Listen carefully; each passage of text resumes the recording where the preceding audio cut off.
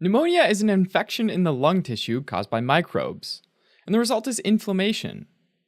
The inflammation brings water into the lung tissue, and that extra water can make it harder to breathe. During inhalation, air reaches your lungs by traveling down your trachea. Then it continues through the bronchi and the bronchioles and ends up in the alveoli. The alveoli are tiny air sacs that look like tiny clumps of grapes that are wrapped up in a net of capillaries. This is where the majority of gas exchange happens in the lungs. Oxygen leaves the air in the alveoli and crosses into the bloodstream, while carbon dioxide leaves the bloodstream and then is exhaled out of the body. Now, in addition to air, you're constantly breathing in other stuff, like microbes. But we're usually pretty good at protecting ourselves. For example, we have mechanical techniques, like coughing, a mucociliary escalator that lines the entire airway and moves out larger bacteria, and macrophages that are nestled deep inside the alveoli and ready to destroy anything that lands there. But sometimes, a particularly nasty microbe might succeed in colonizing the bronchioles or alveoli. And when that happens, congratulations, you've got pneumonia. Those microbes typically multiply and cross over from the airways into the lung tissue, creating an inflammatory response. The tissue quickly fills with white blood cells as well as proteins, fluid, and even red blood cells if a nearby capillary gets damaged in the process. Now, there are lots of different pneumonia-causing microbes. Usually it's caused by viruses and bacteria, but it can also be caused by fungi, as well as a special class of bacteria called mycobacteria. In adults, the most common viral cause of pneumonia is influenza, sometimes just called the flu. In adults, bacterial causes include Streptococcus pneumoniae, Haemophilus influenzae, and Staphylococcus aureus. There are also more unusual bacteria like Mycoplasma pneumoniae, Chlamydophila pneumoniae, and Legionella pneumophila, which don't have a cell wall and are well known for causing an atypical or walking pneumonia, because they often cause vague symptoms like fatigue. In individuals with a normal immune system, fungi are a rare cause of pneumonia, and often it's regional. For example, there's coccidioidomycosis in California and the Southwest, which you can remember because there's a C in both cocci in California, histoplasmosis in Ohio and the Mississippi River valleys, H in histo and H in Ohio, and blastomycosis, which are broad-based budding yeast in the East. You can remember that with Eastern yeast. And the broad-based budding refers to the fact that under a microscope, when the fungi bud off each other, there's a broad versus a narrow base. To round out the fungal causes in the US, there's Cryptococcus, which is cryptic because geographically it can pop up really anywhere. Now, one special fungal culprit is Pneumocystis jirovecii, which is a risk for immunocompromised individuals. Finally, there's mycobacteria, which are slow-growing like fungi, hence the myco in their name, even though they're still bacteria. The most well-known one is Mycobacterium tuberculosis, also just called TB. Now, pneumonia can also be categorized by how it's acquired. The most common is community-acquired pneumonia, and it's called that when a person gets sick outside of a hospital or healthcare setting. Next is hospital-acquired pneumonia, or nosocomial pneumonia, which is when a person gets pneumonia when they're already hospitalized for something else. This type tends to be more serious, because sick patients often have a weakened immune system, and the microbes in hospitals are often resistant to the common antibiotics. That's because hospitals bring together the bacteria that are often the most virulent, think great offense, as well as the most resistant, think great defense. And these bacteria are able to swap some of the antibiotic resistance genes with each other. A well-known example is methicillin-resistant Staphylococcus aureus, or MRSA. Non-resistant Staph aureus can cause pneumonia and other infections, but it can also be killed by common antibiotics, like ampicillin. MRSA, on the other hand, is resistant to many antibiotics, and is therefore harder to treat. Another category of pneumonia is ventilator-associated pneumonia, which is a subset of hospital-acquired pneumonia, but it specifically develops when ill individuals are connected to a ventilator. Oftentimes there's a biofilm, which is a mix of bacteria, sugars, and proteins that can coat a surface, that forms on the endotracheal tube.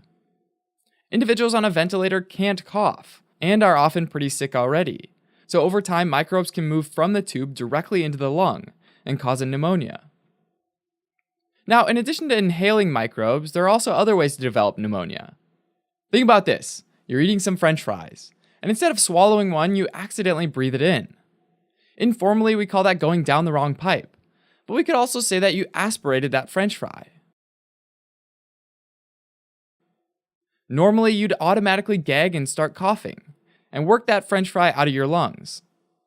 These gag reflexes can be compromised, though, by drug and alcohol abuse, brain injuries, or swallowing issues. So in these cases, the French fry might stick around in your lower airways. Now, of course, that French fry isn't sterile, and there might be some microbes stuck to it. If those microbes infect the lungs and you get pneumonia, we would call that French fry pneumonia. Nope, just kidding, it's called aspiration pneumonia. Aspiration pneumonia can also happen with drinks or even gastric contents, like after a bout of vomiting. Aspirated gastric contents can be particularly nasty because the stomach acid can cause a chemical irritation in addition to the possible infection. Another way we can characterize pneumonia is by where the infection is. In bronchopneumonia, the infection can be throughout the lungs, involving the bronchioles as well as the alveoli. In atypical or interstitial pneumonia, the infection is mainly just outside the alveoli in the interstitium. And in lobar pneumonia, the infection causes complete consolidation of a whole lobe of the lung, meaning that the entire region is filled with fluid. The vast majority of these are caused by the Streptococcus pneumoniae. Usually, lobar pneumonia happens in stages. The first stage is congestion, and it happens between 1 and 2 days. This is where the blood vessels and alveoli start filling with excess fluid. The next stage is red hepatization, and it happens between days 3 and 4. This is where exudate, which contains red blood cells, neutrophils, and fibrin, starts filling the air spaces and makes them more solid. The name hepatization refers to the lungs taking on a liver-like appearance from the reddish-brown color of the exudate. The third stage is gray hepatization, which happens around days 5 to 7. In this stage, the lungs are still firm, but the colors change because the red blood cells in the exudate are starting to break down. The last stage is called resolution, and this happens around day 8 and can continue for 3 weeks. In this stage, the exudate gets digested by enzymes, ingested by macrophages, or coughed up. Pneumonia most often causes dyspnea, or shortness of breath, as well as chest pain and a productive cough, meaning that pus or bloody sputum might come up. Often there are also systemic symptoms, like fatigue and fever. Diagnosis of pneumonia is usually made in a person who's working hard to breathe or breathing quickly. A chest x-ray of bronchopneumonia typically shows patchy areas that are spread out throughout the lung. In atypical or interstitial pneumonia, the pattern is also often spread throughout the lungs, but it's often concentrated in the perihilar region and looks reticular, meaning there will be more line-shaped opacities visible in the chest x-ray. In a lobar pneumonia, fluid's localized to a single lobe or set of lobes. Another way to detect lobar pneumonia, though, is to look for dullness to percussion, which suggests that there's lung consolidation. There's also tactile vocal fremitus, which is when you can feel more vibrations from a person's chest or back after they repeat certain phrases. This is because sound travels better through the fluid-filled consolidated tissue than air-filled healthy tissue. Late inspiratory crackles might also be heard, along with bronchial breath sounds, bronchophony, and egophony. The treatment of pneumonia depends on the type and severity of pneumonia. Since bacteria are the most likely cause, antibiotics are often prescribed. In addition, cough suppressants and pain medications are often used to help with symptoms. Alright, as a quick recap, pneumonia is an infection of the lungs that results in air sacs being filled with fluid. The disease can be classified by being either community-acquired, hospital-acquired with some of those being ventilator-associated pneumonias, or aspiration pneumonias. Pneumonia can also be characterized by where the infection is in the lungs. Bronchopneumonia is spread throughout the lungs.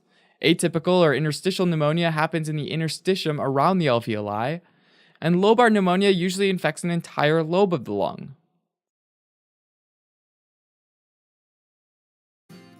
Hi everyone, my name's Evan. I hope you enjoyed the video. Let's do a quick review question. How do you know you have bronchopneumonia? It's when you're more than a little hoarse. And you might be saying, Evan, that's not a review question, that's just a joke. Well, you're right. That was the real test. And you passed. Congratulations. Well, anyway, so we updated this video and made it shorter, which was really nice on everyone involved. And we updated some things such as, different classifications and different ways you can get it. A lot more in depth than the old video was. And, speaking of everyone involved, Tanner originally wrote the script and he did the voiceover. Rishi edited the script. Vince also helped edit the script and did the illustrations, and I did the video editing. So we hope you learned as much as you possibly could from this video, and you come back to it anytime you need it. We'll still be here. Thanks. Bye.